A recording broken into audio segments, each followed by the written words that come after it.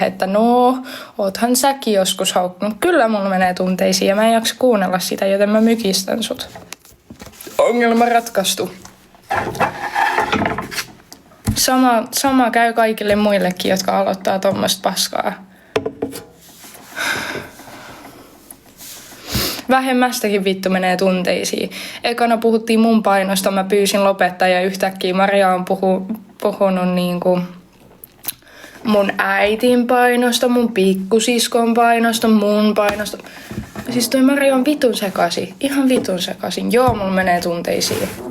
Ja kyllä mä alan vetää huumeita, jos tää chatti ei niinku, jos mun täytyy jaksaa tätä joka päivä. Jos ei jengi alkaa tsemppaa, niin vittu, pienemmästäkin syystä alan vetää huumeita. Oot laiha, mitä pahaa siinä on. Siis ei siinä olekaan mitään pahaa, mutta chatti, mä heräsin, mä laitoin takin päällä, mä pistin liven päällä, mä lähdin kävelemään tonne kauppaan, että mä saan mun poikaystävälle ostettu semmoisen energiajuoman ja otin itsellekin tossa samalla. Ja sitten chatissa alettiin vaan sanomaan, ei kaikki chattilaiset, mutta jotkut chatissa alkoi sanomaan sitä, että ootpa sä turvonnut. Ja sit mä olin silleen, että no mitä vittua, että okei, mitä sitten? Sit jengi alkoi spekuloimaan syitä, että huumeet turvottaa. No voi olla, että sun mielialalääkkeet. Ja sit mä sanoin, että mä en vedä huumeita, enkä mä vedä mielialalääkkeitä. Et mitä? Ja mä olin silleen, että niinku, mitä vittua, että ei voi johtua tosta, että ehkä mua vaan turvottaa siksi, koska mulla on menkat. Ei aina ole kyse huumeista tai mistään absurdista, jostain lääkkeistä tai pillereistä. Ehkä mulla on vaan menkat.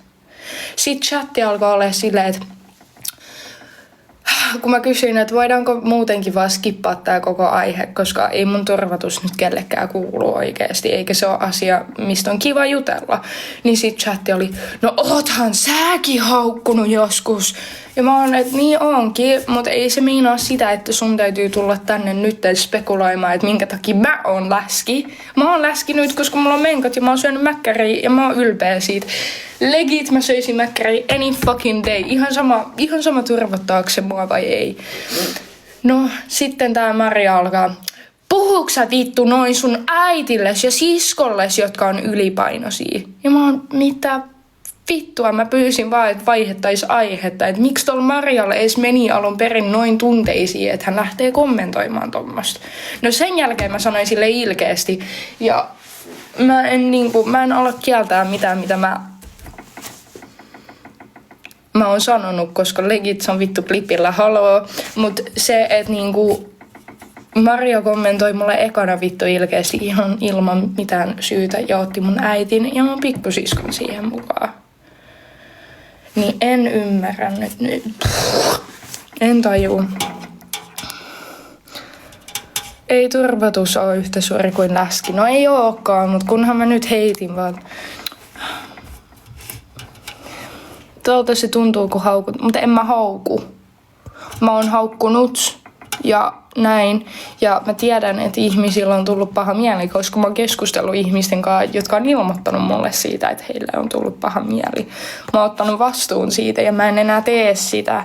Niin ihmetyttää vaan, että minkä takia te vetoatte teidän huonoa käytöstä siihen, että no säkin oot haukkunut läskiksi. Okei, chatti, jos mä hyppään kerrostalon päältä alas, niin